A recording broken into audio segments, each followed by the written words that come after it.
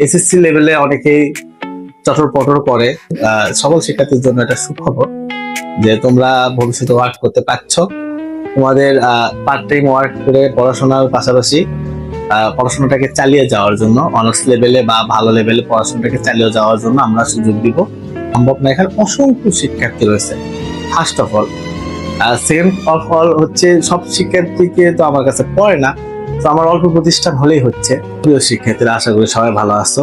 তো আজকের ভিডিওটা আমি আমাদের শিক্ষা ব্যবস্থার একটা গুরুত্বপূর্ণ দিক নিয়ে আমি তুলে ধরবো। সেটা হচ্ছে আমাদের গাবতলীতে অসংখ্য শিক্ষার্থী প্রতি বছর কি করে ঝরে পড়ে। কিভাবে? তারা হয়তো অনার্সে গেছে, ইন্টারমিডিয়েট বা এসএসসি পর্যন্ত একটা ফ্যামিলির পক্ষে তাদের খরচ পৌঁছানো সম্ভব হয়। অনার্সে গিয়ে আসলে অনেকেরই চাকরি হয়ে যায়, তো আশেপাশে অনেকে অনেক কর্মে চলে যায়, অনেকে বিদেশে চলে যায়। তো এক্ষেত্রে বাবা মার অ্যাফোর্ড করাটা সম্ভব হয় না। তো আমাদের শিক্ষার্থীরা এই সময় কি করে, তারা বিভিন্ন জায়গায় ক্লাস নেয় বা পার্ট টাইম একটা ওয়ার্ক করে।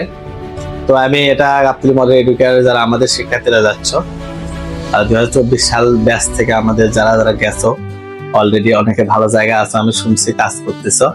তো আমি আমাদের রেজিমে ধরো গাবতলী বা বগুড়ায় বা জলসিতলায় বা যেগুলো ওয়ার্কিং প্লেস আছে, আমার ভিডিও অনেক স্যাররা দেখতেছেন, তাদের সাথে আমার অনেক সম্পর্ক ভালো, আমি পাঠালে অবশ্যই নিবে। তো আমি চাই যে পার্ট টাইম একটা ওয়ার্ক করুক, সে সেলফ মেড স্টাডি করুক। আমি চাই গাবতলী শিক্ষার্থীরা সেলফ মেড স্টাডি করে তারা ভালোভাবে পড়াশোনা করুক। তো আমি এর প্রেক্ষিতে আমাকে অনেকে মেসেজ করে যে স্যার আমাকে একটা সুযোগ দিন, বা আমাকে একটা, আসলে আমি হয়তো সুযোগ দিলাম, সে জায়গায় হয়তো তুমি পারফর্ম করতে পারলে না। তো তখন কি হবে? তখন উনি আমার একটা বলবে যে না, এই যে ছেলেগুলো পাঠায় এরা ভালো না। তো আমি আসলে ওইভাবে আমার শিক্ষার্থীদের তো আমি চিনি কারা পারফর্ম করতে পারবে। আচ্ছা, সে যদি একটা সিলও বসাতে পারে তো তার জন্য কাজ আছে পার্ট টাইম। তারা ইন্টার লেভেলে যায় ঝরে পড়বে। কারণটা হচ্ছে এরকম একটা সুযোগ না থাকলে, সে কাজ না করতে পারলে, পড়াশোনার পাশাপাশি সে সেলফ মেড স্টাডি না করলে তার পড়াশোনার বাধা আসবে।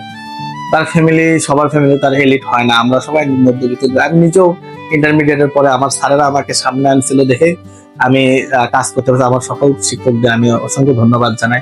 গোপনীয় বিষয় আমার এই জন্য শিক্ষার্থীদের আমি সুযোগ করে দিব।